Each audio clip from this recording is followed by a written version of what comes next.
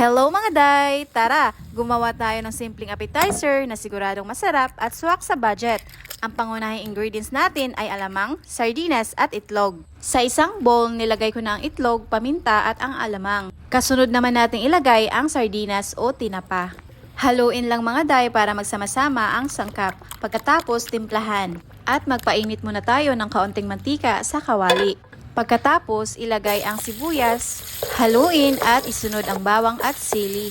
Nasa sa inyo na mga day kung gaano kadaming sili ang ilagay. At isunod naman natin ang pinaghalong alamang, itlog at sardinas. Kahit simple lang ang mga sangkap, kapag pinagsama, napakasarap at nakakabusog. Siguradong madaming kanin na naman ang ating makakain nito. Kaya mga day, kung hindi nyo pa na-try ito, itry nyo na.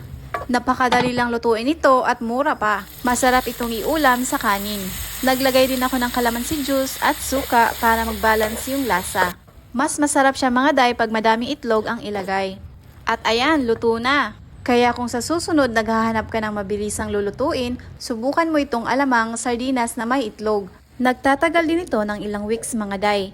I-cool down lang natin siya at pagkatapos ilagay natin sa garapon. Siguradong magugustuhan ang appetizer na ito ng inyong buong pamilya. O siya, hanggang dito